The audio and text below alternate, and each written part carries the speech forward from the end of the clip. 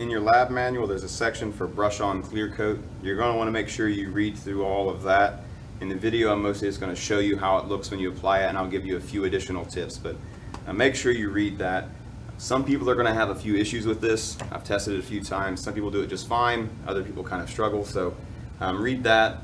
Take every precaution that you can so you save yourself the time in the end. You're going to get your clear coat from the large bucket. It's going to be in the middle of the room.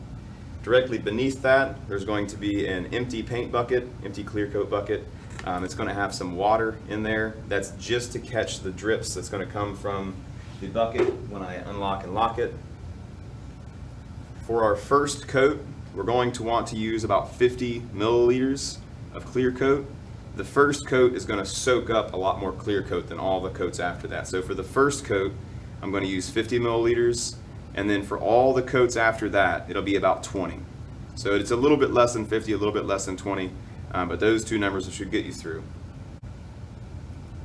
If you're using more than 50 milliliters, you're probably applying way too much. So you want to make sure you're using a little bit less. So this should also help pace you through.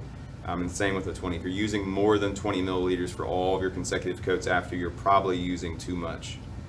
Whenever you get done with it, if you have any left over, you're just going to want to throw that into the little wash bucket or directly into the trash can. Don't dump it down the sink or it'll clog up the pipes, and do not put it back into the clear coat jug, because if you have any contaminants in here, it's going to contaminate the entire bucket. So when you went and sanded your piece of wood, there could be sand, sawdust left on here, or sand granules. That's going to go back in there, so you don't want to dump that in.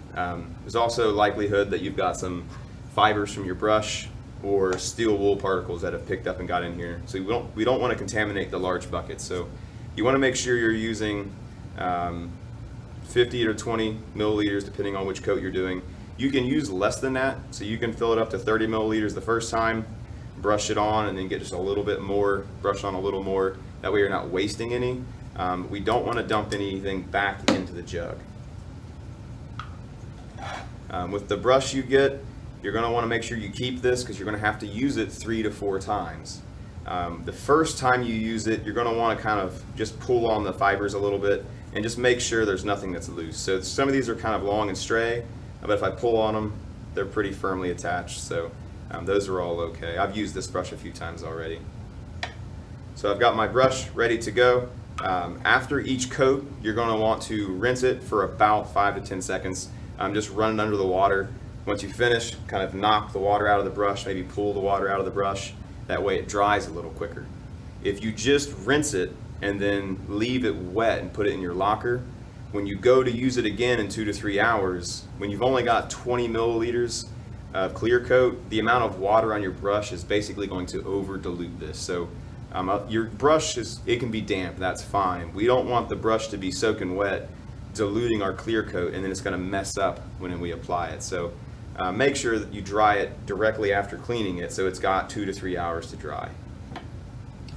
So I'm going to do a little sample board here.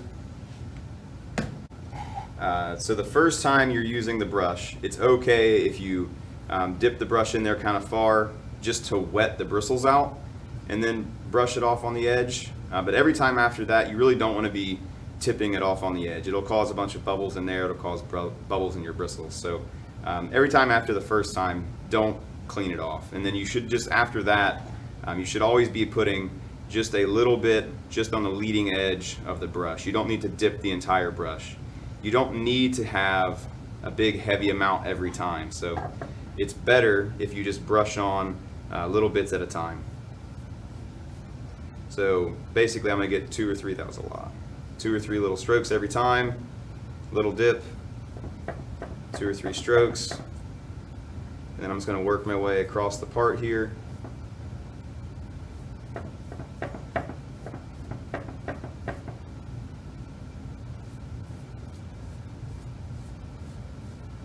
You don't want to push and spread the bristles out like that. You don't want to go super fast, and you don't really need to go very slow. So you can go at a nice controlled pace. You want to go with the wood every time.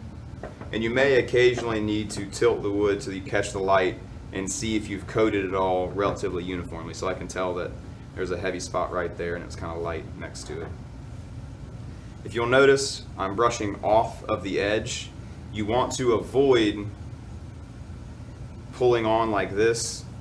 So I did it pretty deliberately this time, but while you're working on your product, you may accidentally come on a piece like this. You may be brushing and then not paying attention that you're pulling a big piece off like that, creating a large bit of runoff. So a large run or a large bit of tip off. So once I've covered it this way, I'm just gonna flip it around 180 real fast.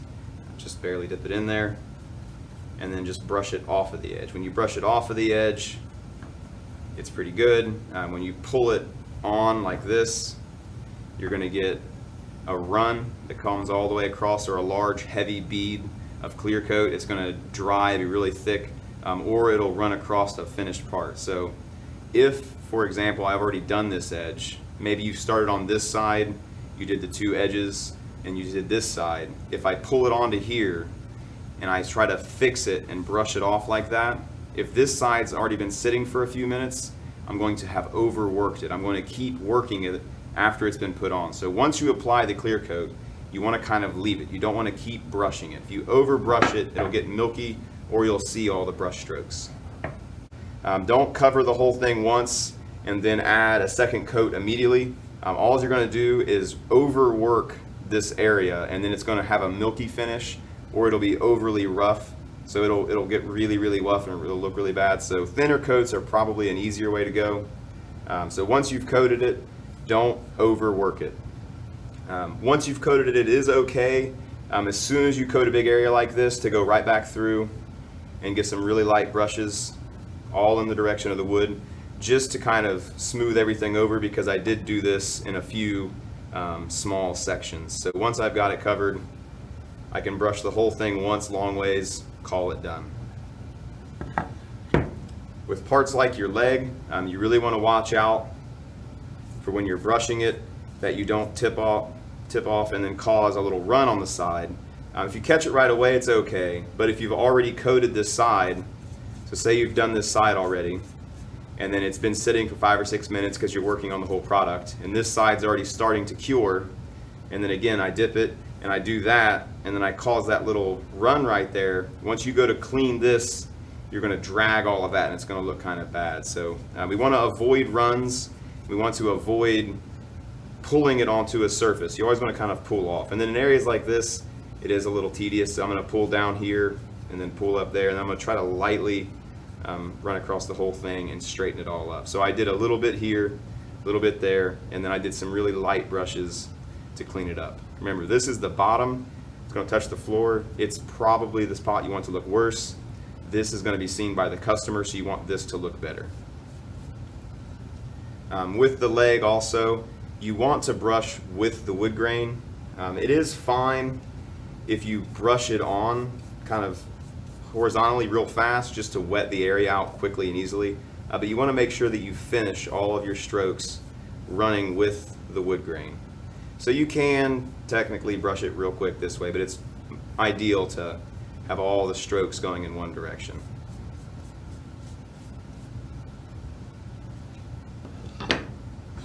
The aprons are the same thing. If you pull it across, you'll cause a little tip off right there, and you really want to kind of avoid that.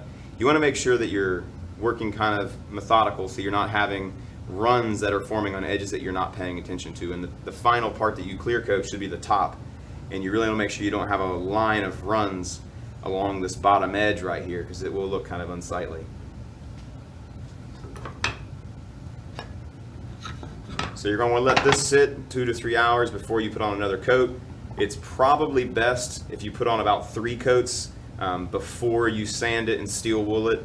That way you've got a little bit of buildup, but you can do it in about 2 coats. So I think in the lab manual it says do 2 coats. I'm going to tell you in the video you should probably do about 3 coats.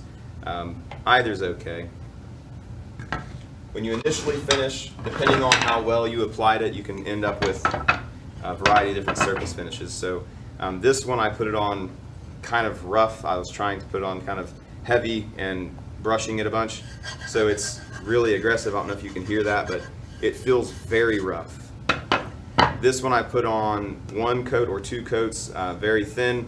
It's got just, so you probably can't hear that, it's very smooth. It's got a few little bumps in it, but nothing steel wool wouldn't remove. The surface finish on the final part here, this has 3 coats on it. They were all applied relatively thin. I did not sand this, I just used steel wool to clean this one up. So it had a smooth enough finish that I was able to just smooth it with steel wool, apply a 3rd coat, and it was good. With this one, since I applied it kind of heavy and intentionally kind of bad, and it's really rough, I had to sand it very lightly with 100 grit sandpaper to get rid of the large defects, the large rippled surfaces. After I sanded it with the 110 grit, I finished it with steel wool. So when you're sanding this, very lightly, I'm just knocking off the high points. So I'm not pushing too hard. I'm just lightly kind of running it across here, getting rid of that finish. And you're going to see a white powder that's forming. That's just going to be the layer of clear coat that you've removed. Once you've lightly sanded it and gotten rid of the real rough texture, the steel wool is going to smooth it. So this removes the large bumps. This is going to actually smooth it out. So this has 2 coats on it, and then I'm going to go through and steel wool it, a little more aggressive with the steel wool. And then once you're finished with that, again, you've got that white powder. It should be pretty smooth. Now, if I apply more clear coat, it should level pretty well. So the first time you do it, it's soaking into the wood, it's raising up the wood grain a little bit, and it's causing a rough texture as it dries because it's got all that going on. Once you've sealed the surface, sanded it, and steel wooled it, it should be a nice clean surface. So this looked really rough. It was a really bad finish. It was really aggressive. I sanded it lightly, and then now it's pretty smooth and clean. So with brush on, since you're applying such thick coats, it's a little more forgiving because you can lightly sand it down and then you can steel wool it smooth. Later on, we're going to use spray. We're going to spray the clear coat on. It's going to go on much smoother every time, but it just takes more work. So this is going to happen much faster, but you might have to sand and kind of do a little more rework to it. The last thing I'm going to go over is you want to plan ahead when you're doing this. So this is our finished part of the product. This is the part the person's going to see first and they're going to see the most. So you want this to look the best. You certainly would not want to cover this first and then try to flip it over and somehow clear coat the rest of this while it's drying on the top. So ideally, you'll start upside down, clear coat the insides here, the insides of the aprons and the insides of the leg. You're then able to just take it and flip it over, or even on its side if you wanted, and get the top side of the brace, and then you can also get the edges of the leg at this time, and again the outside of the apron shouldn't have been touched yet. So I'm able to get the outside of this. I can get this leg pretty easy because I can just rest it on here. I can clear coat this leg. The last leg is the only one that's difficult. So you don't really want to set this surface down because you might mess up the clear coat. So ideally, I'm put this flat down. I'm going to clear coat the last part of my leg, and then I'm going to clear coat this finish. So this should be done last. This way, I also, if I tip off on anything, if I get little bits of clear coat anywhere, it'll be at the very last step, and I should be able to clean it on the surface where it matters the most.